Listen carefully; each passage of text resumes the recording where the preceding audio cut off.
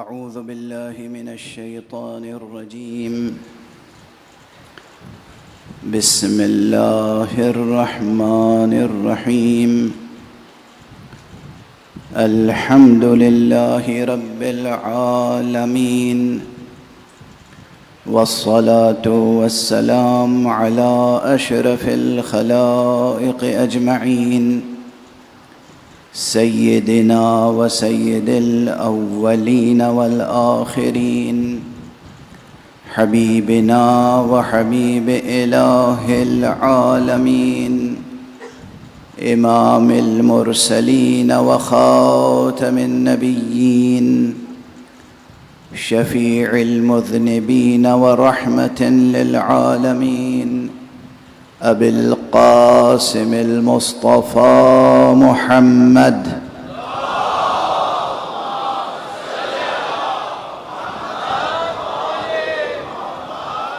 وعلى أهل بيته الطيبين الطاهرين الهداة المهديين المعصومين المظلومين، وعلى صحبهم المنتجبين المتقين المهتدين بهديهم، واللعنة الدائمة على أعداء الحق والدين. أما بعد، فقد قال الله تعالى عز اسمه في محكم كتابه ومتقن خطابه: بسم الله الرحمن الرحيم. يا أيها المدثر قم فأنذر وربك فكبر وثيابك فطهر والرجز فاهجر ولا تمنن تستكثر ولربك فاصبر. صدق الله العلي العظيم.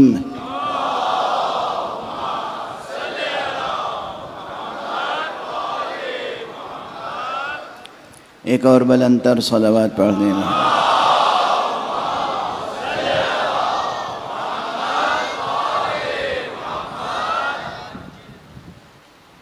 پہلی محرم سے مسلسل قرآن حکیم کے سورہ مبارکہ مدثر کی ابتدائی 7 آیتیں آپ حضرات کی خدمت میں تلاوت کرنے کی سعادت حاصل کر رہا ہوں.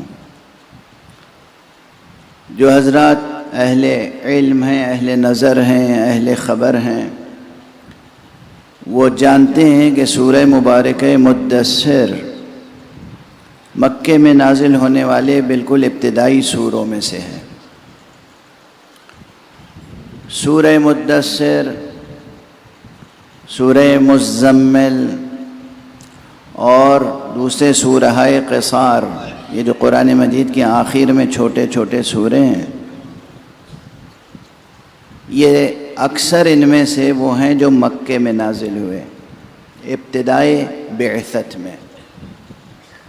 اور بعض روایتوں میں یہ ہے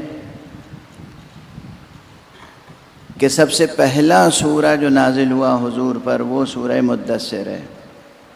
البتہ یہ خلاف شہرت ہے.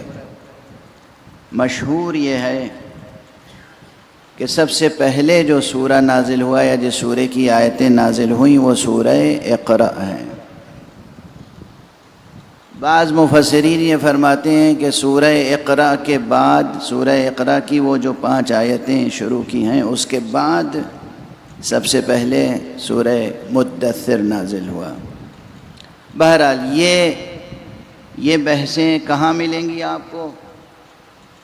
پورے شرح و بسط کے ساتھ یہ بحثیں ملیں گی علوم القرآن میں، اور علوم القرآن میں سے اس علم میں جسے علم شأن نزول کہا گیا ہے. خود قرآن مجید سے متعلق جو علوم ہیں وہ بہت ہیں. ان میں سے ایک علم ہے علم شأن نزول.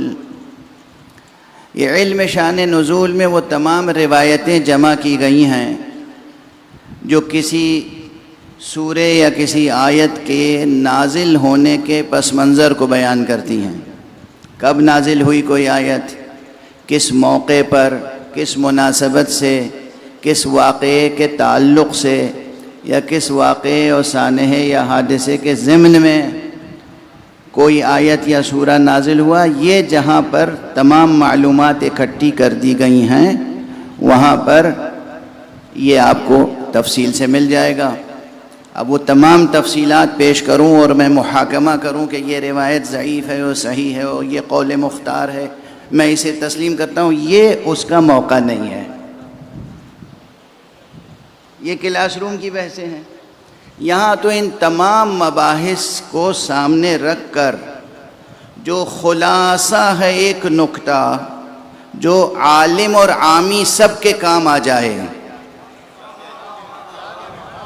وہ پیش کیا جاتا ہے۔ مجھے خوشی ہے، بے انتہا خوشی ہے کہ اس وقت بزم میں، مجلس میں، اسٹیج پر حضرت علامہ حجت الاسلام والمسلمین مولانا رضا حیدر صاحب رضوی تشریف فرما ہیں۔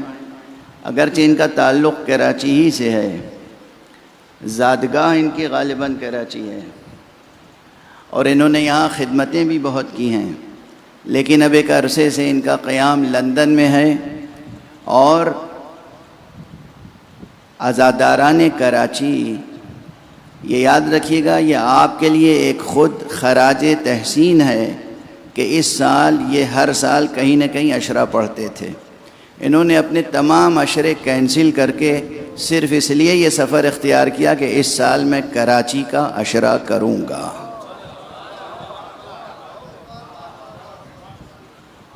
کبھی کبھی عجیب و غریب تبصرے سننے کو مل جاتے ہیں۔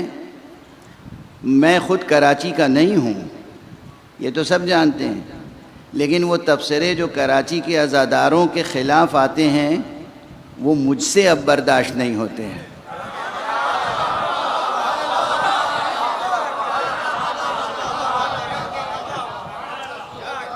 یہ ایک حقیقت ہے۔ اب کسی نے میرے سامنے کسی کا جملہ نقل کیا کہ بھئی کراچی والے تو ماتم ہی کرنا بھول گئے ہیں، کراچی والے ماتم نہیں کرتے ہیں۔ مجھے اس قدر حیرت ہوئی، تکلیف ہوئی، رنج ہوا، میں نے کہا یہ کہنے والا کس قدر بے خبر ہے، کراچی والے تو ماتم کی راہ میں شہید ہو جاتے ہیں۔ دنیا والے آئیں اور اہل کراچی سے ماتم کرنا سیکھیں۔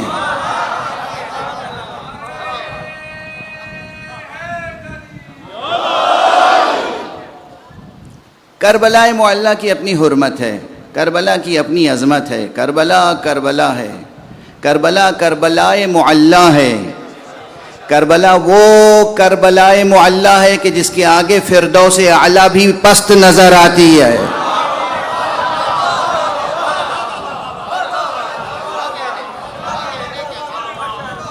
کربلا معلیٰ، کربلا معلیٰ ہے، تو وہ ہر اعتبار سے اس کی حرمتیں بلند ہیں، اور وہاں جس طرح بے نظیر عزاداری ہوتی ہے وہ بھی دنیا کے سامنے، چاہے وہ پہلا عشرہ ہو، چاہے وہ 40 ہو، چاہے وہ عرفے کی زیارت ہو، چاہے دوسری مناسبتیں ہوں، جس طرح فانوس سے چراغ توحید کے گرد تمام عالم سے بلکہ عالمین سے پروانہ شمع توحید جمع ہوتے ہیں کربلا میں، وہ منظر اتنا قابل رشک ہے کہ خدا کی قسم جو نوری مخلوقات عرش الہی کا طواف کر رہے ہوتے ہیں وہ بھی رشک سے دیکھتے ہیں۔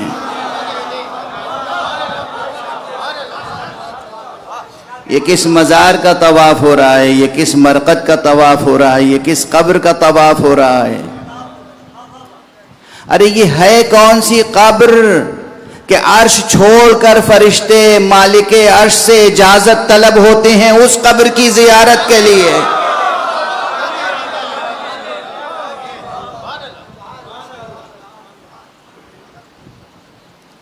تو کربلا کی بات الگ ہے، لیکن کربلا معلیٰ کے علاوہ پورے کرۂ ارض پر میرا خیال ہے کہ اس وقت کراچی سے بہتر اور منظم تر عزاداری کہیں نہیں ہو رہی ہے، ہر اعتبار سے کیفیت. اور ان کا وہاں سے چل کے، لندن سے چل کے یہاں آنا خود دلیل ہے. میں نے پوچھا آج کیا آپ کیا کراچی میں عشرہ پڑھیں گے اس مرتبہ؟ کہا نہیں، میں تو صرف شرکت کے لیے جا رہا ہوں. حالانکہ میرے علم ہے کہ کتنے سینٹرز ان کو بلا رہے تھے اور وہ چاہتے تھے کہ یہ وہاں عشرہ پڑھیں، مگر سب چھوڑ چھاڑ کے یہاں آ گئے. بہرحال پروردگار ان کا سایہ پر برکت سلامت رکھے، اور آپ تمام حضرات کی زندگیوں میں بے پناہ برکتیں ودیعت فرمائے. ایک صلوات پڑھیں محمد وآلہ.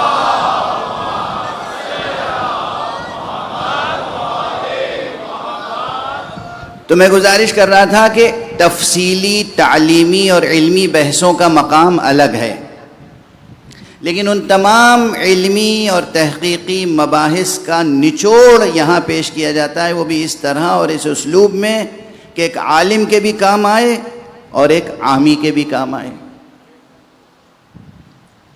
تو یہ جو بحثیں ہیں کہ یہ سورہ کب نازل ہوا، خلاصہ ان کا یہی ہے کہ بہرحال یہ بالکل ابتدائے بعثت میں نازل ہونے والے سوروں میں سے ایک سورہ ہے. اچھا، اسلوب بھی بتاتا ہے، انداز بھی بتاتا ہے، لہجہ بھی بتاتا ہے کہ بعثت کی ابتدا ہے جب لسان وحی سے حضرت کردگار کا یہ حکم آئے، قوم کھڑے ہو، اٹھو. اس کے کیا معنی ہے؟ کہ تحریک کا آغاز ہے، تحریک کا آغاز ہے. قوم فانذر، اٹھو اور بیدار کرو، اٹھو اور عذاب آخرت سے ڈراؤ، اٹھو اور انذار کرو. اس سے پہلے جو انداز خطاب ہے وہ کیا ہے؟ دیکھیے، لوگ بار بار مجھ سے پوچھتے ہیں کہ قرآن مجید میں علی کا نام کیوں نہیں ہے. میں کہتا ہوں خود قرآن مجید میں رسول اللہ کا نام کتنی جگہ آیا ہے؟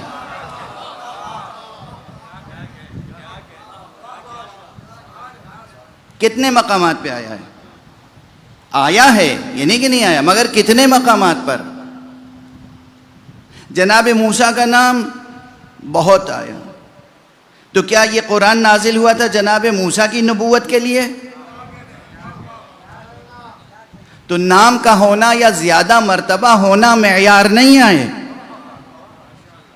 بعثت ہے، دعوت کے لیے بھیجا جا رہا ہے، پھر بھی یہ نہیں کہا جا رہا ہے اے محمد ابن عبداللہ اٹھو، ہم نے تم کو پیغمبر بنایا، اٹھو اور لوگوں کو ڈراؤ. نہیں، ایک وصف کا تذکرہ کیا، یا ایھا المدثر قم فانذر.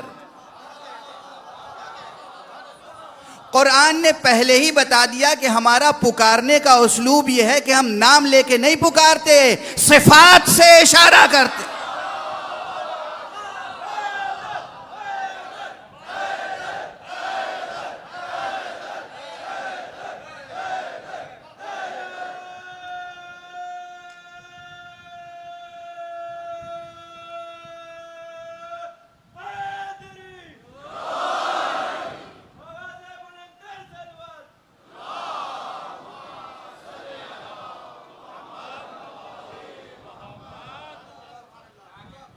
بھئی قرآن مجید ہے نا، اور ابتدائے بعثت ہے، آغاز مرحلہ رسالت ہے، بالکل ابتدا میں. تو اتنا روشن، اتنا واضح بیان ہونا چاہیے تھا نا کہ نہ خاندان والوں کو شک و شبہ ہو، نہ دوستوں کو شک و شبہ ہو، نہ دشمنوں کو شک و شبہ ہو. بالکل واضح، اے محمد ابن عبداللہ ابن عبد المطلب ابن ہاشم، ہم تمہیں رسول بنا رہے ہیں، اٹھو اور ہمارا پیغام لے کر آگے بڑھو اور لوگوں کو جگاؤ. نہیں، یہ لہجہ نہیں آئے، حضور کا ایک وصف لیا اور پیغام سنا دیا.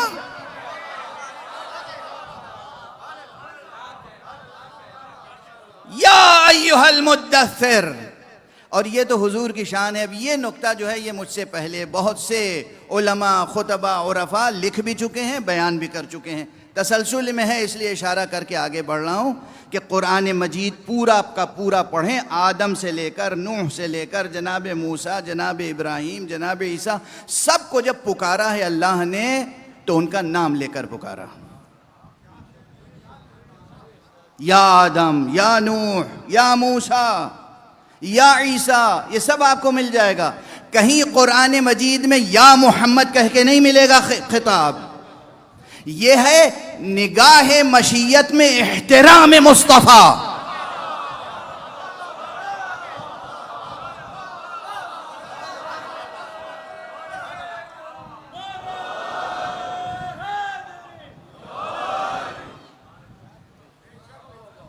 نام آیا جہاں آیا، وَمَا كَانَ مُحَمَّدٌ أَبَا أَحَدٍ مِّن رِجَالِكُمْ، محمد کا نام آیا، مگر یا محمد کر کے خطاب نہیں ہے۔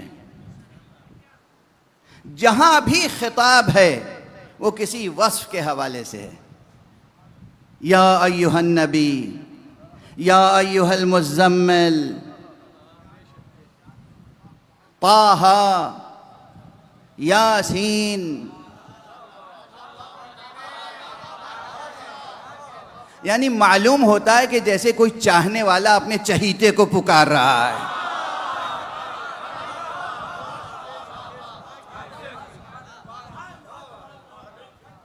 الفاظ وہ ہیں، آداب وہ ہے، لہجہ وہ ہے، اسلوب وہ ہے۔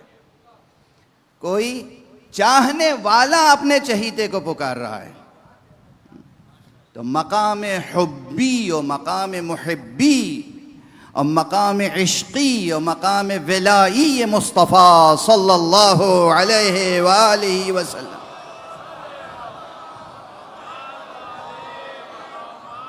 کتنا بلند ہے اس کا تو کوئی اندازہ نہیں کر سکتا۔ ان کے اور اس کے درمیان کتنی محبت ہے اور کتنی قربت ہے، یا یہ جانے یا وہ جانے، یا پھر وہ جانے جو یا ان کی جان ہو یا اس کی زبان۔ صلوات پڑھ دے محمد۔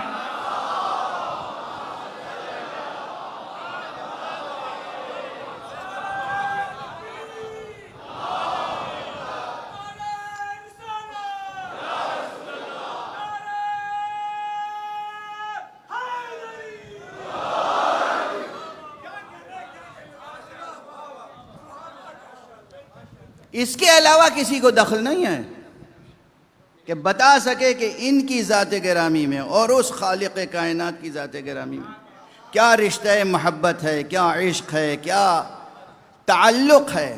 یا وہ جانے یا یہ، یا جو ان کی جان ہو اور اس کی زبان، وہی بتائے گا کہ مصطفیٰ کیا ہے۔ اسی لیے قرآن کو سمجھنا ہو، توحید کو سمجھنا ہو یا نبوت کو سمجھنا ہو، قرآن اپنی جگہ موجود ہے، مگر یاد رکھنا مسلمانان گرامی، مسلمانان عزیز، ایک بہت بڑا سرچشمہ عرفان الہی و قرآن و نبوت خود کتاب نہج البلاغہ ہے۔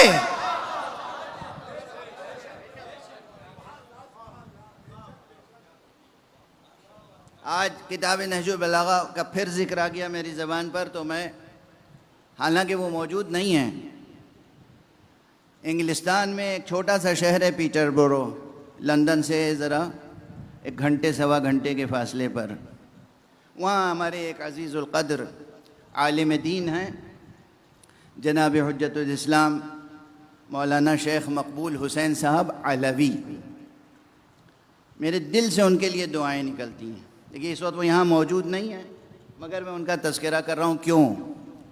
اس لیے کہ انہوں نے اپنی زندگی اور اپنے تمام تر امکانات کو وقف کر دیا ہے صرف اور صرف اور صرف نشر و اشاعت علوم نہج البلاغہ کے لیے۔ ابھی تھوڑی دیر پہلے میں نے ایک ترکیب استعمال کی تھی، علوم القرآن۔ قرآن کو سمجھنے کے لیے بہت سے علوم درکار ہیں، اب میں کہہ رہا ہوں علوم نہج البلاغہ۔ نہج البلاغہ کو سمجھنے کے لیے بھی بہت سے علوم درکار ہیں، اور قرآن مجید سے بھی بہت سے علوم پیدا ہوتے ہیں، بہت سے علوم منکشف ہوتے ہیں، بہت سے علوم متفجر ہوتے ہیں، اور اسی طرح نہج البلاغہ کے متون سے بھی بہت سے علوم ظاہر ہوتے ہیں۔ اس لیے جو یہاں شعراء ہیں ادباء اس وقت ان کی ایک تحریک ہے، اور وہ یہ ہے کہ دنیا بھر میں جتنے شعراء ہیں ان سے یہ میری بھی درخواست ہے کہ وہ شعراء بطور خاص نہج البلاغہ پر اپنے شاعرانہ افکار کا اظہار کریں، نظمیں لکھیں۔ صلاح عام ہے یاران نکتہ داں کے لیے، اعلان عام ہے، جو شاعر ہے وہ اپنے شاعرانہ اسلوب میں حیات کا آپ کو اختیار ہے، آپ مثلث کی حیت میں کہیں، مربع کی حیت میں کہیں، مخمس کی حیت میں کہیں، مسدس کی حیت میں کہیں، مصمت کی حیت میں کہیں، آپ مثنوی کی حیت میں کہیں، آپ رباعی کی حیت میں کہیں، آپ غزل کی حیت میں کہیں، آپ قصیدے کی حیت میں کہیں، آپ کسی حیت میں کہیں، آپ آزاد نظم کی شکل میں کہیں، آپ نثری نظم کی شکل میں کہیں،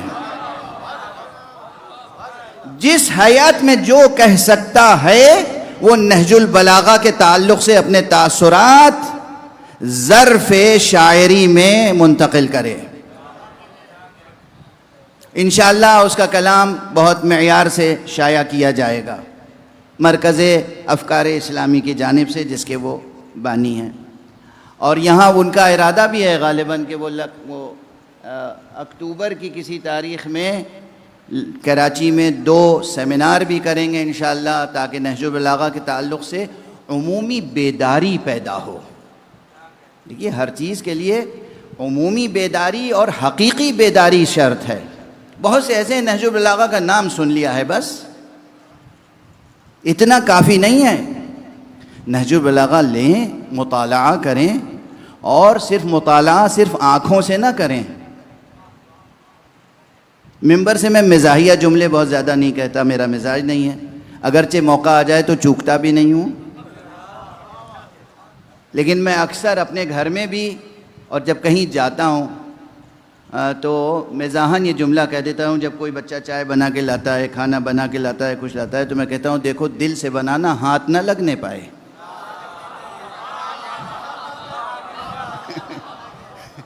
دل سے بنانا، ہاتھ نہ لگنے پائے۔ ہاتھ سے بنائی ہوئی چیز اتنی اچھی نہیں ہوتی، دل سے بناؤ گے تو اچھی بنے گی۔ تو میں دست ادب جوڑ کے عرض کر رہا ہوں کہ نہج البلاغہ پڑھیں، اور ان آنکھوں سے نہ پڑھیں، دل کی آنکھوں سے پڑھیں۔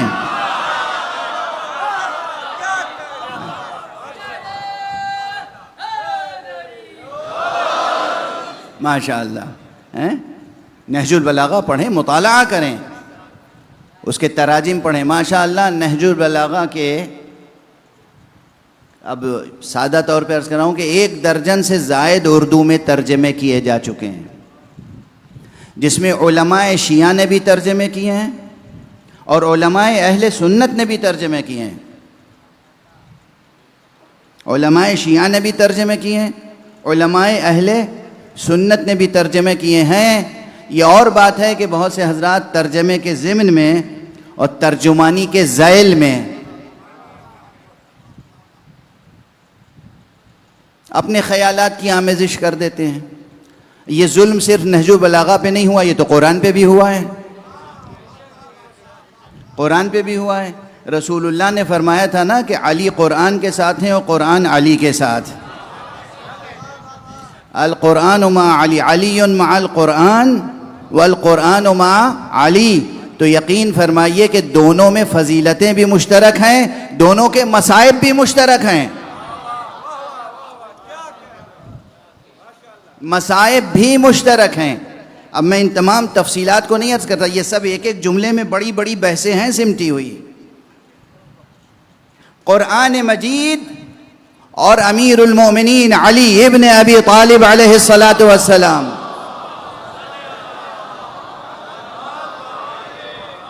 کی ذات گرامی میں بہت سے فضائل مشترک ہیں اور ان کے مصائب بھی مشترک ہیں، لیکن اس وقت ایک جملہ کہہ کر آگے بڑھوں جب یہ آ گئی ہے بات زبان پر۔ حدیث پیغمبر ہے علی مع القرآن والقرآن مع علی، علی قرآن کے ساتھ ہیں اور قرآن علی کے ساتھ۔ اگر کوئی اور دلیل نہ ہوتی عصمت علی کی تو تنہا یہ دلیل کافی ہے کہ پیغمبر نے سند دی ہے علی قرآن کے ساتھ ہیں اور قرآن علی کے ساتھ ہیں. قرآن معصوم ہے اور اس کے ساتھ کوئی غیر معصوم ہو نہیں سکتا.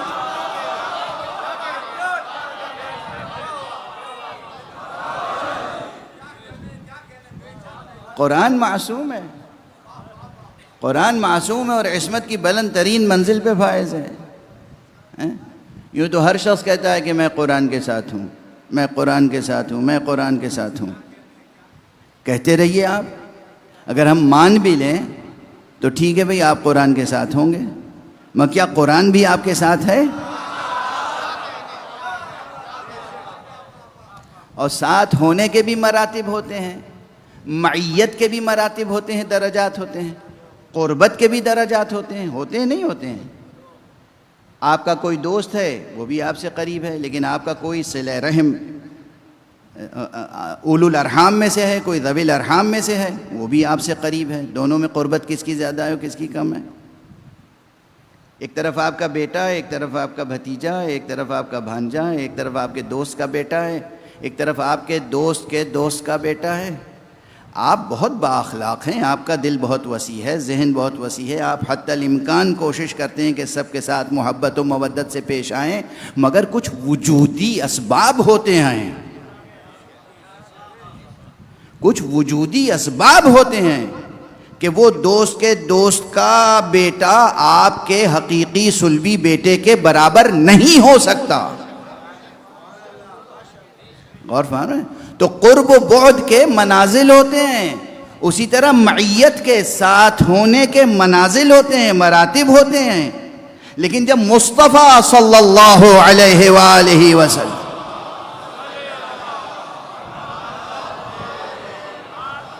ارشاد فرمائیں کہ علی قرآن کے ساتھ ہیں اور قرآن علی کے ساتھ، تو پھر یہ قرب کی منزل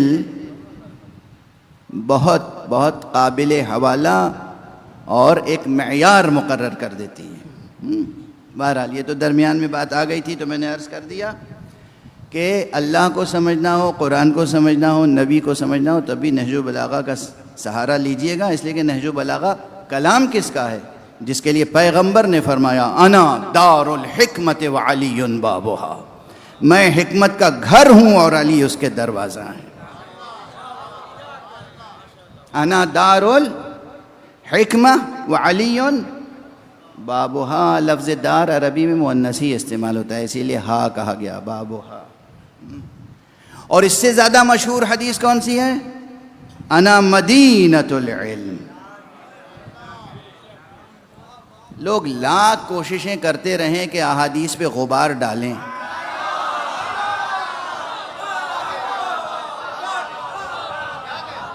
مگر یہ شہر بھی اتنا بلند ہے اور اس کا دروازہ بھی اتنا بلند ہے کہ زمین سے جتنا بھی غبار اڑاؤ اس تک پہنچ نہیں سکتا.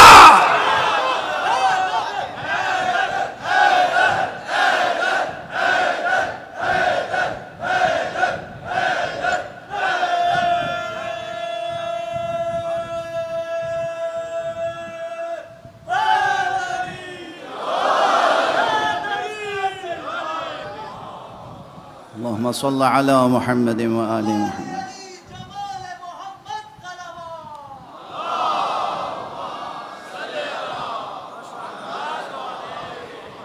آپ سب حضرات مل کے ایک مرتبہ اور صلوات پڑھ دیں محمد و آل.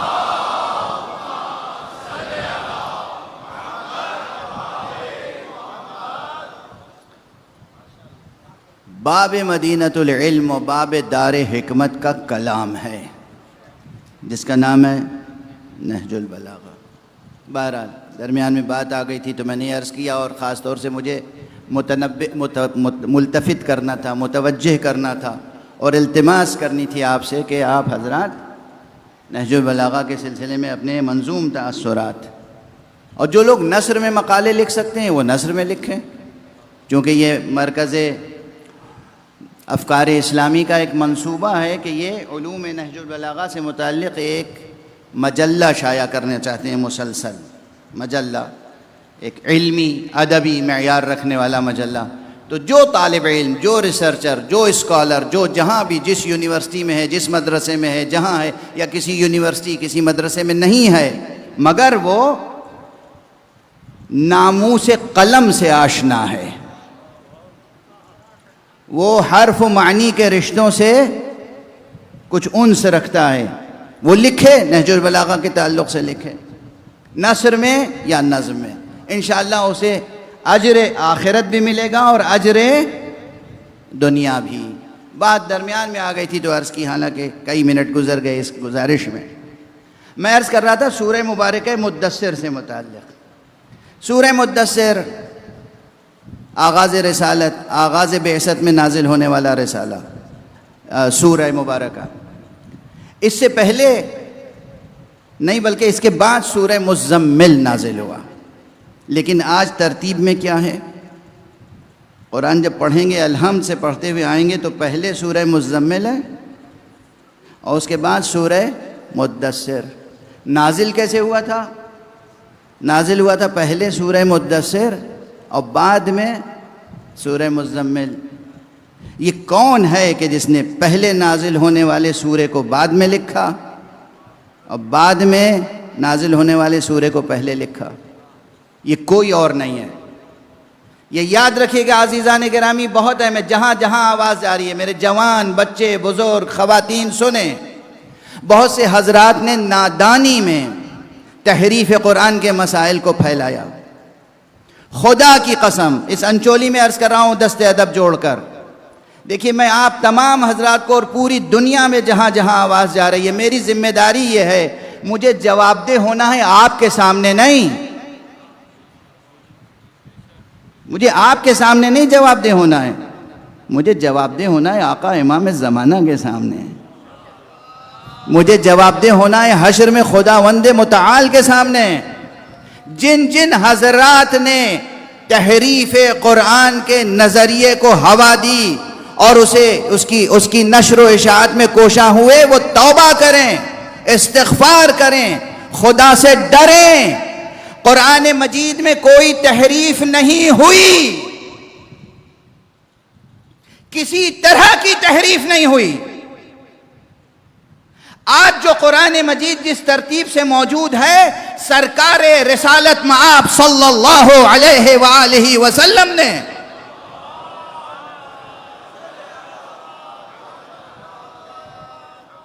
اس کو اسی طرح ترتیب دلوایا تھا اور کسی اور نے نہیں بیٹھ کے لکھا تھا۔ جس ترتیب سے سرکار رسالت مآب نے ترتیب دلوایا تھا، اسے لکھنے والی بھی ذات دست خدا کی تھی، دست خدا، ید اللہ، عین اللہ، لسان اللہ، جنب اللہ، سب کہتے ہیں نا آپ۔ کون ہے عین اللہ؟ علی۔ کون ہے لسان اللہ؟ علی۔ کون ہے ید اللہ؟ علی۔ کون ہے جنب اللہ؟ علی۔ ان اوصاف کے حامل علی ابن ابی طالب نے رسول اللہ کے ارشاد سے قرآن مجید کو ترتیب سے لکھا، اور ممکن کیسے تھا؟ ساری دنیا مل کے بھی قرآن میں تحریف کرنا چاہتی، علی کے رہتے ہوئے کون تحریف کر سکتا؟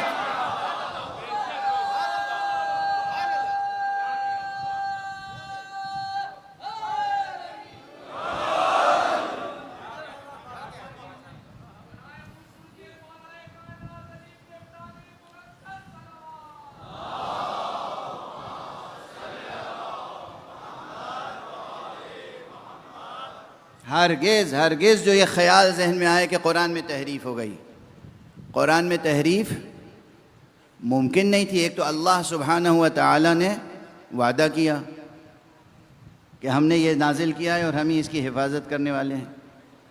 اچھا یہ معلوم ہے نا آپ کو کہ اللہ اپنے جو وعدے کرتا ہے بڑے مضبوط ذریعوں سے پورے کرتا ہے۔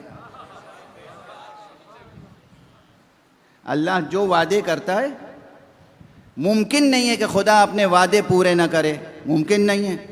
اور جو بھی وہ اپنے وعدے کرتا ہے بڑے مضبوط ہاتھوں سے، مضبوط ذریعوں سے، مضبوط واسطوں سے، مضبوط وسیلوں سے اپنے وعدے پورے کرتا ہے۔ واضح ہے، اللہ نے غذا دینے کا وعدہ کیا ہے، رزق کا وعدہ کیا ہے، کیا ہے نا؟ پورے کرتا ہے نہیں اپنے وعدے؟ اچھا ملتا کہاں سے گیہوں آپ کو؟ آسمان سے گیہوں کی بارش ہوتی ہے؟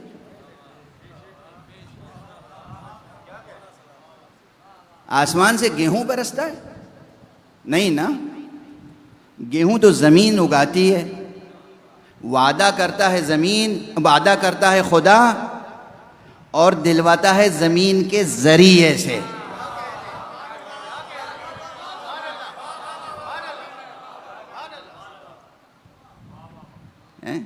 اور ساری آپ کی غذا، ساری قوتیں، ساری چیزیں آپ کو مہیا ہوتی ہیں، ذمہ داری اس کی۔ رازق وہ ہے علی الاطلاق، خدا کی قسم، رازق خدا ہے۔ خدا کے علاوہ کسی کو رازق نہ کہیے گا۔ بعض حضرات، ابھی ہمارے بزرگ شاعر، اللہ ان کا سایہ برقرار رکھے، کس حسن سے اپنی بات کہہ گئے۔ لوگ بلا سبب نصیری بننے کی کوشش کرتے ہیں۔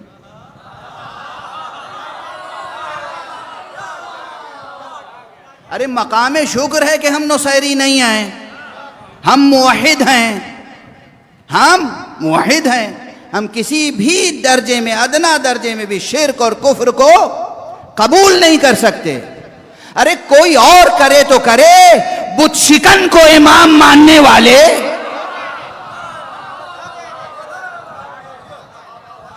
کفر اور شرک کے دام میں کیسے آ سکتے ہیں؟ لیکن بہرحال نادانی یا جذباتیت، تربیت کا نہ ہونا۔ تربیت میں بھی تربیت کے دیکھیے، کچھ ذہنی تربیت ہوتی ہے، کچھ زبان کی تربیت ہوتی ہے، افکار کی تربیت ہوتی ہے، افکار کے اسلوب اظہار کی تربیت ہوتی ہے۔ کبھی انسان کہنا چاہتا ہے کوئی اچھی بات، مگر اسے بیان پر قدرت نہیں ہوتی تو اس کی اچھی بات بھی معمولی سی بات یا بھدی ہو کے رہ جاتی ہے، ناگوار گزرتی ہے لوگوں کو۔ آخر مولا امیر المؤمنین علیہ السلام کے فضائل بیان کرنے میں یہ اصرار کیوں ہے کہ وہ رازق ہیں؟ بہت سے لوگ ہم علی کو رازق مانتے ہیں۔ کہ کیوں آپ رازق کو رازق مانتے ہیں؟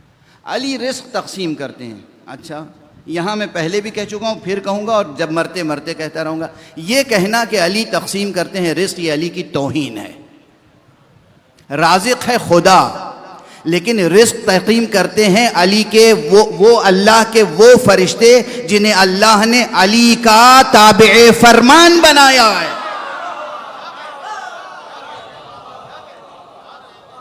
علی کے نوکر رزق تقسیم کرتے ہیں، علی رزق تقسیم نہیں کرتے۔ بات واضح ہو رہی ہے، روشن ہو رہی ہے۔ تو ایک شخص یہ سمجھتا ہے کہ میں نے آج منقبت کہنے کا حق ادا کر دیا، قصیدہ کہنے کا حق ادا کر دیا، میں نے ولایت کا حق ادا کر دیا، جوش محبت میں ہم نے آج حق ادا کیا ہے علی کی مدحت کا، اور کہا کیا علی رازق ہیں۔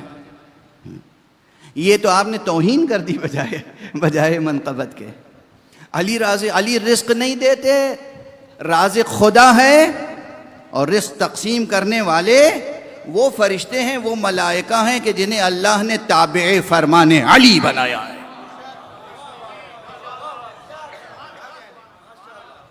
بات سے بات نکلتی چلی آ رہی ہے تو میں کہتا چلا جا رہا ہوں، نہ تحریف قرآن کا عقیدہ نہ رکھیں اور نہ اس طرح کے کمزور عقیدے رکھیں۔ توحید توحید توحید۔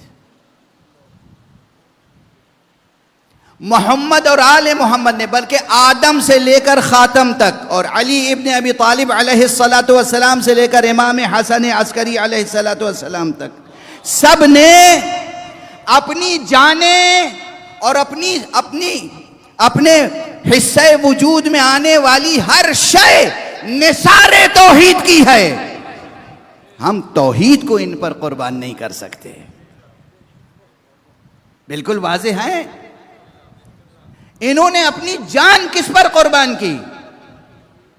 اللہ پر، اللہ کی وحدانیت پر، اور آپ اللہ کی توحید کے اور اس کی توحید کے تقاضوں کے خلاف تقریر کریں یا شعر کہیں یا کچھ بھی عقیدہ رکھیں، یہ آپ کو زیب نہیں دیتا۔ علم عباس علیہ السلام کے زیر سایہ پروان چڑھنے والے ممکن کیسے ہے کہ کفر یا شرک کے عقیدوں میں مبتلا ہو جائیں؟ عزاداروں، جوانوں، میری مائیں اور بہریں سن رہی ہیں، اپنے بچوں کی تربیت عشق خدا، توحید الہی اور اس کے ساتھ عشق مصطفیٰ اور عشق محمد و آل محمد پر کریں۔ اور خدا کی قسم، اس دنیا میں حقیقی توحید پر وہی قائم ہو سکتا ہے جو عشق علی اور آل علی رکھتا ہو۔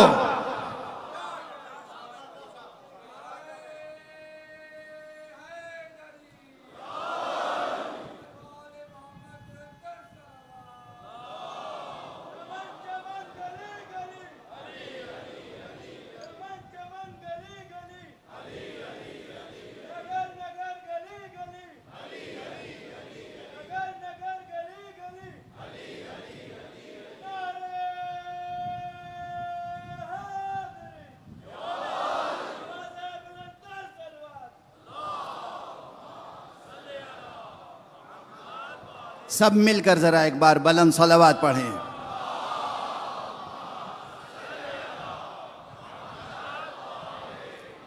ہم پر مودت اہل بیت واجب رکھی گئی، ہم پر مودت اہل بیت واجب قرار دی گئی، محبت اہل بیت واجب ہے، مودت اہل بیت واجب ہے۔ کیوں؟ اسی لیے کہ جو مودت اہل بیت رکھے گا، محبت اہل بیت رکھے گا، اسی میں یہ سکت ہوگی، یہ طاقت ہوگی، اسی کو یہ سلیقہ ہوگا کہ توحید کے تقاضے کیسے پورے کیے جاتے ہیں زندگی کے تمام شؤون میں۔ ہاں یہ جملہ سخت ہے مگر سمجھ لیجئے، توحید کے معنی صرف یہ نہیں ہے فرزندان توحید کہ آپ لا الہ الا اللہ بھی کہتے رہیں اور بتوں کو بھی سجدہ کرتے رہیں۔ ہم فرزندان توحید میں سے ہیں، لا الہ الا اللہ بھی کہتے ہیں اور بتوں کو بھی سجدہ کرتے ہیں۔ بتوں کو سجدہ کرنا ایک استعارہ ہے، واضح ہے نا۔ غیر خدا کو بھی مانتے ہیں، کہتے ہیں لا الہ الا اللہ، اب مجبوراً کہہ رہا ہوں، کہتے ہیں لا الہ الا اللہ اور ڈرتے ہیں ٹرمپ سے۔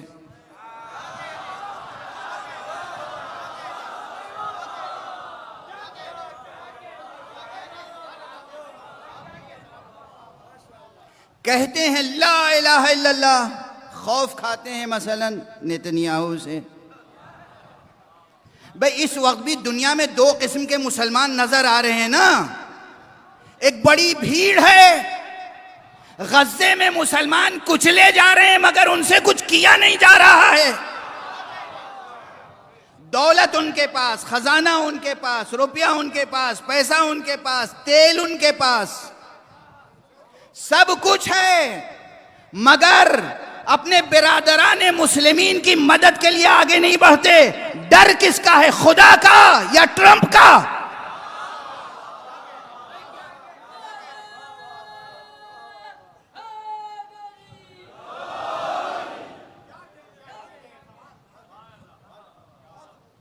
ارے جو براہ راست مولا علی سے جڑے ہوئے تھے، جو براہ راست مولا حسن سے قریب تھے، جو براہ راست امام حسین کے ساتھ تھے، جو براہ راست زیر پرچم عباس تھے جب عباس کے ہاتھوں میں یہ علم تھا، ان کی شان توحید کیا ہوگی جب آج ہم یہ دیکھ رہے ہیں کہ اس علم کے پھرہرے کی ہوا جنہوں نے پالی، ان کے سامنے نہ ٹرمپ کی کوئی حیثیت ہے نہ نتنیاہو کی کوئی حیثیت ہے۔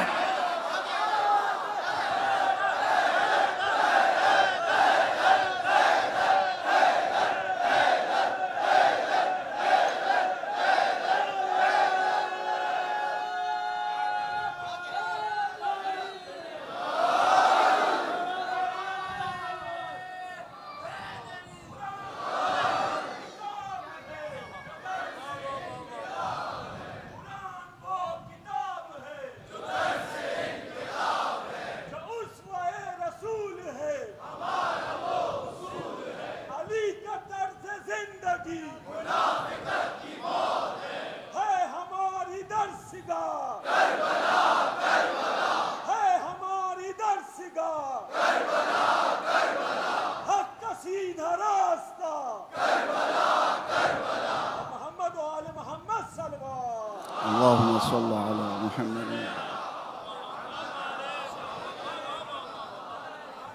اب بھی ہمیں کوئی وضاحت پیش کرنے کی ضرورت ہے؟ ہمیں کسی مناظرہ کرنے کی ضرورت ہے؟ ہمیں کوئی مباہلہ کرنے کی ضرورت ہے؟ ہمیں کوئی وضاحت پیش کرنے کی ضرورت نہیں ہے. یہ چشم فلک دیکھ رہی ہے، نگاہ عالم کے سامنے ہے، دو قسم کے مسلمان ہیں یا نہیں. اسی لیے ہم نے کئی برس پہلے مدینۃ العلم میں کہا تھا کہ بس دو قسم کے مسلمان ہیں، یا الہی مسلمان ہیں یا سیاسی مسلمان.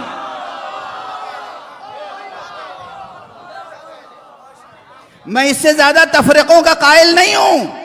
یا الہی مسلمان یا سیاسی مسلمان، بس القاب بدل جاتے ہیں. جو الہی مسلمان ہیں وہ کون ہیں؟ وہی محمدی مسلمان ہیں، وہی قرآنی مسلمان ہیں، وہی علوی مسلمان ہیں، وہی حسینی مسلمان ہیں، وہی حسنی مسلمان ہیں، وہی کربلائی مسلمان ہیں.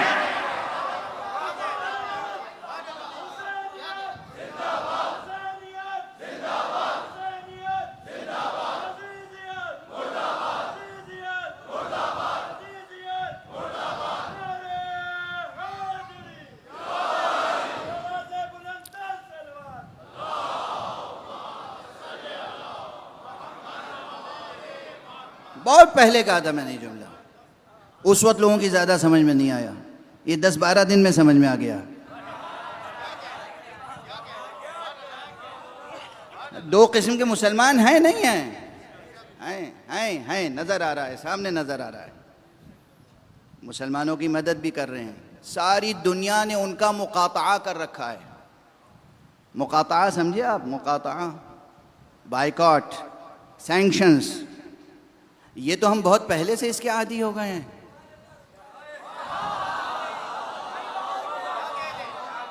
جب یہ سورہ مدثر نازل ہوا تھا، جب سورہ اقرا نازل ہوا تھا، جب رسول نے توحید کی دعوت شروع کی تھی، تو تمام کس نے کیا تھا مقاطعہ، بائیکاٹ؟ تمام کافروں، مشرکوں، بت پرستوں نے مقاطعہ کیا. اور اہل توحید جمع کہاں ہوئے؟ شعب ابو طالب میں.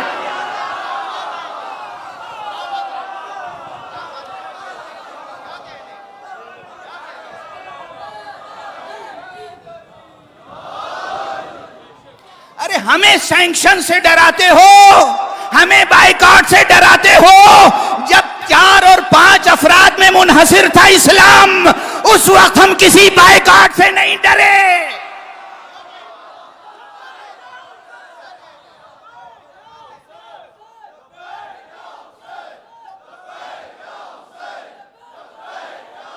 سنو، آج ایک نیا نعرہ دیتا ہوں. لبیک یا حسین سے کہنے سے پہلے لبیک یا ابا طالب.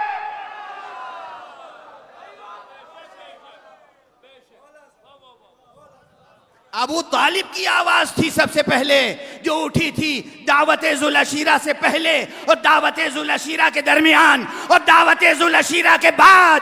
اپنے بنی ہاشم اور مکے والوں کو کہا تھا، دیکھو ہم نے محمد کو نبی پایا ہے. الم تعلموا انا وجدنا محمدا نبیا کموسیٰ خط فی اول الکتب. کیا تمہیں معلوم نہیں ہم نے محمد کو نبی پایا ہے؟ نبی کا نام گزشتہ انبیاء کے صحیفوں میں لکھا ہوا دیکھا ہے. محمد وہ امی پیغمبر ہے جو ابو طالب کی آغوش میں پروان چڑھا ہے.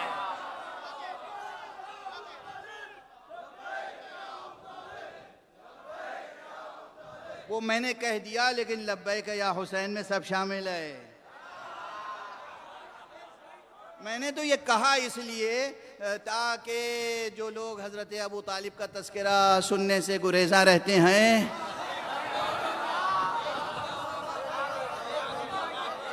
وہ یہ بھی دیکھ لیں کہ ہم کس طرح ابو طالب کا تذکرہ کرتے ہیں.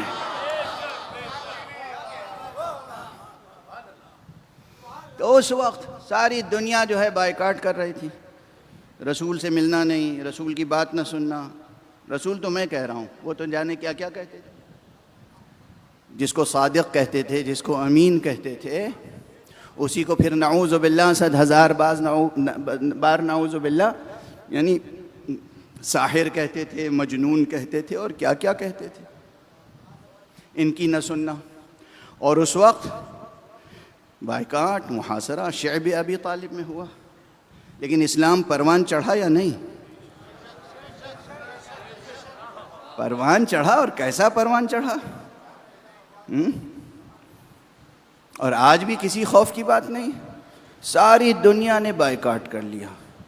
اچھا، یہ مکے میں شروع میں جو بائیکاٹ ہوا تھا اس میں بہت اناج تک خریدنا بیچنا نہیں ان کے ہاتھ۔ بنی ہاشم روٹی نہ کھا سکیں، اناج نہ خرید سکیں، ان کے گھر میں چراغ نہ جلے، ان سے کوئی رشتہ نہ کرے، مکمل بائیکاٹ، بالکل ویسے ہی جیسے آج ایران کا کر رکھا ہے۔ میں مماثلت بیان کر رہا ہوں، مشابہت تامہ نہیں ہے، مماثلت ہے۔ کس لیے؟ اور انہیں زعم یہ تھا کہ جب ہم اتنا مجبور کر دیں گے بنی ہاشم کو تو یہ کیا کریں گے؟ اس دین سے دستبردار ہو جائیں گے اور مصطفیٰ کو ہمارے حوالے کر دیں گے، اور ہم جہے سے چاہیں گے مصطفیٰ کو نعوذ باللہ ذبح کر دیں گے، قتل کر دیں گے، جان لے لیں گے۔ اور جناب ابو طالب نے کیا کہا اور کیا اہتمام کیا! آپ سب کی سنی ہوئی باتیں یہ تو مناسبت سے دوبارہ یاد دلانی پڑتی ہیں نا، بس تذکرہ، تاکہ ایمان تازہ رہے، حوالے نگاہوں کے سامنے رہیں۔ حضرت ابو طالب علیہ السلام حضرت ابو طالب علیہ السلام یاد رہے گا۔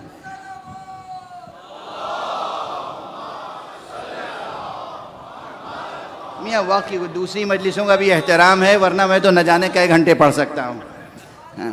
دوسری مجلسوں کا بھی احترام ہے، ورنہ بیان اور مفصل ہو سکتا ہے۔ بس آپ ذرا سنیں کہ سب کا سنا ہوا واقعہ کیا تھی شان ابو طالب۔ شعب میں جب محصور تھے تب بھی ایک جگہ پیغمبر کو لٹاتے تھے، اور تھوڑی دیر کے بعد اٹھ کر پیغمبر کو وہاں سے ہٹا کے اپنے کسی بیٹے کو وہاں لٹا دیتے تھے۔ کبھی جعفر کو لٹا دیا، کبھی عقیل کو لٹا دیا، کبھی علی کو لٹا دیا، زیادہ تر حضرت امیر المومنین علی ابن ابی طالب علیہ السلام۔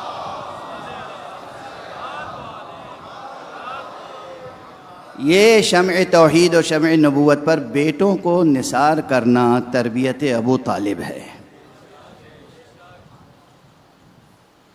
اس وقت جناب امیر المومنین کی عمر مبارک کتنی تھی؟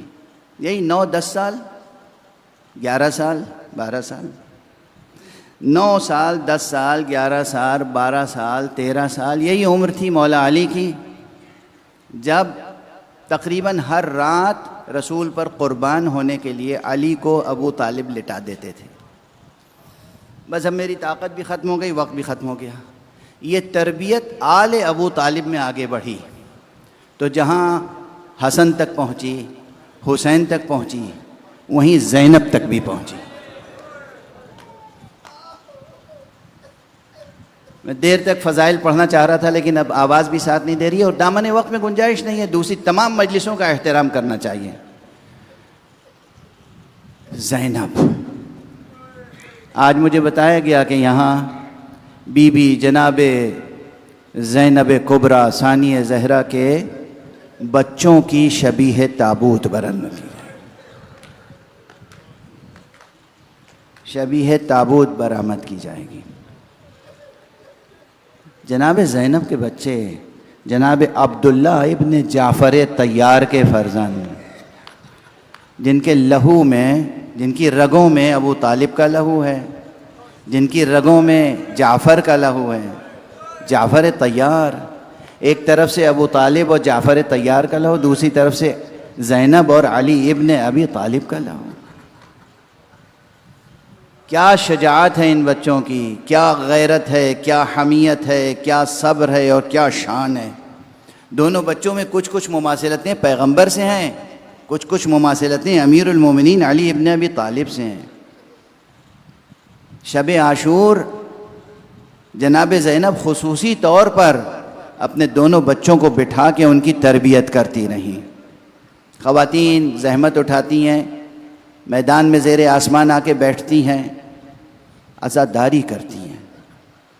یہ سنیں اور اپنے بچوں کی تربیت میں ان افکار و اقدار کو سامنے رکھیں کہ جناب زینب، ارے کربلا کی مائیں اور بطور خاص جناب زینب، دنیا کی ہر ماں کسی مصیبت سے بچے کو بچانا چاہتی ہے، موت سے بچانا چاہتی ہے ہر قیمت پر۔ کربلا کی مائیں وہ تھیں کہ جو بچوں کو کہہ رہی تھیں دیکھو کل مرنے کا دن ہے،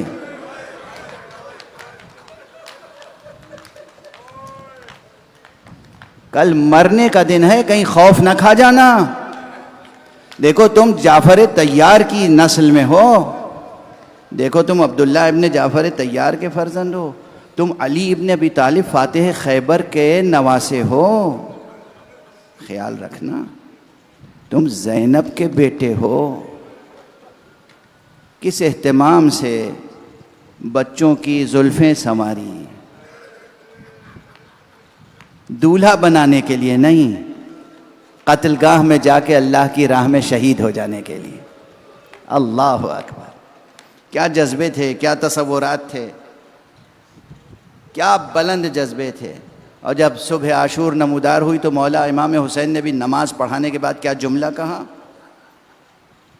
اپنے اصحاب اور اعزاء و اقرباء کو خطاب کر کے کہا آج کا دن وہ دن ہے کہ اللہ نے قد اذن اللہ سبحانہ وتعالی فی قتلی و قتلکم، آج اللہ نے اذن دے دیا ہے، مجھے بھی قتل ہونا ہے، تمہیں بھی قتل ہونا ہے۔ اور پھر معرکہ کارزار گرم ہوا، پہلے بے شک اصحاب نے جانے دیں، حر گئے، سب سے پہلے حر گئے، حر کے بھائی گئے، حر کا بیٹا گیا، حر کا غلام گیا، مسلم ابن اوسجہ گئے، زہیر قین گئے، سعید گئے، حبیب گئے۔ اصحاب کا سلسلہ جب تمام ہو گیا اور اہل بیت کی باری آئی تو پھر اہل بیت میں سے بھی جوانان ہاشمی میدان جنگ میں جانے لگے، اور جب اون و محمد کی باری آئی، یہ آئے ماموں جان آقا حسین فرزند رسول، ہمیں بھی اجازت دیجئے۔ امام کو بہت تأمل ہوا، امام نے کہا بچوں تم اپنی ماں کے لیے بڑا سہارا ہو۔ ماموں جان مادر گرامی نے تو سجا کے بھیجا ہے، یہ دیکھیے جو تلوار ہماری کمر میں لٹک رہی ہے یہ اماں جان نے ہمیں باندھ کر بھیجا۔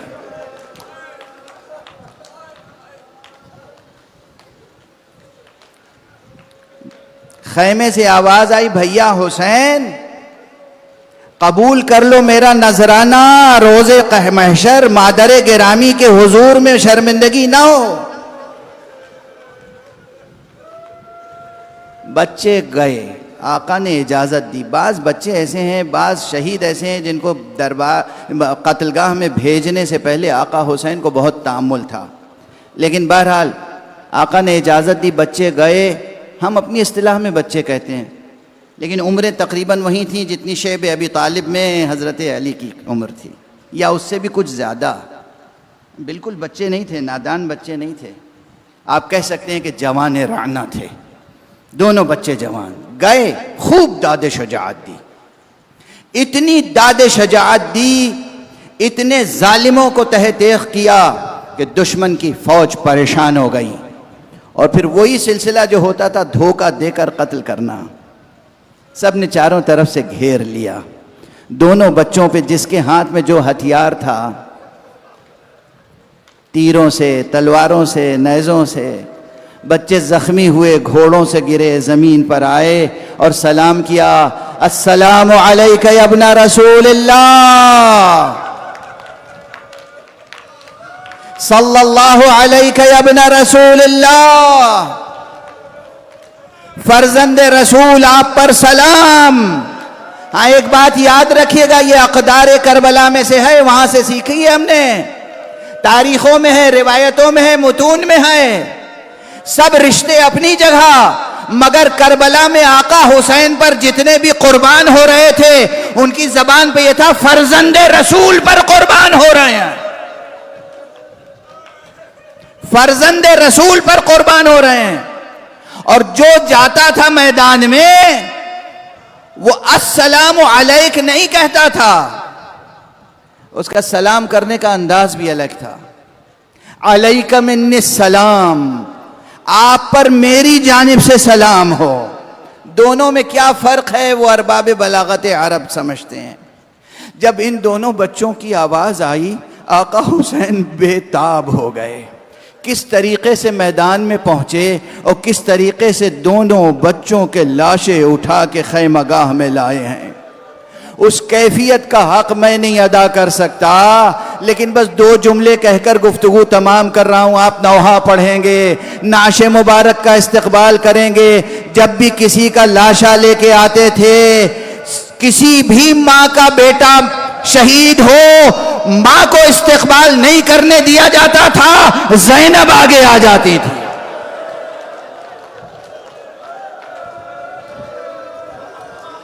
جب لیلا کا بیٹا اکبر شہید ہوا اور اکبر کا لاشا آیا، اکبر کے سامنے لیلا کو نہیں آنے دیا، زینب آ کے کھڑی ہو گئی. قاسم کا لاشا آیا، فروہ کو نہیں آنے دیا، زینب آ کے کھڑی ہو گئی. مگر جب خود بی بی زینب کے بچے آئے، اب زینب نظر نہیں آ رہی. تلاش کیا گیا بی بی زینب کہاں ہے، دیکھا کہ سر سجدے میں ہے. پروردگار تیرا شکر ہے، مجھے سرخ رو کیا، میری قربانیاں قبول کر لیں. آقا حسین نے دونوں بچوں کو لا کے رکھا. یہ روایت میں کس حوالے سے پڑھ رہا ہوں، میں نام لے کر آگے گزرتا ہوں. میرے برادر معظم حجت الاسلام والمسلمین جناب مولانا سید ذوالقدر رضوی صاحب، پروردگار انہیں صحت و عافیت سے برقرار رکھے، ان کا سایہ سلامت رکھے. نجف اشرف میں وہ ان کے استاد تھے جناب علامہ آیت اللہ سید محمد سویج الخطیب. وہ صحن امیر المومنین میں عشرہ پڑھا کرتے تھے. آیت اللہ العظمہ جناب خوئی کے درس میں وہ صف اول میں ہوتے تھے، اور جناب خوئی کے مجلس افتاء کے بھی ممبر رہے. وہ ممبر پر پڑھا کرتے تھے، کہتے تھے حسین نے لا کے دونوں بچوں کو لٹایا، ادھر ادھر دیکھا، زینب نظر نہیں آئی، دونوں بچوں کے درمیان خود لیٹ گئے. کبھی ادھر مڑے اس بچے کو کلیجے سے لگایا، کبھی ادھر مڑے اس بچے کو کلیجے سے لگایا. کہا رباب زینب کو بلاؤ، لیلا زینب کو بلاؤ، مجدہ سناؤ، ان کی قربانیاں قبول ہو گئیں. واہ محمد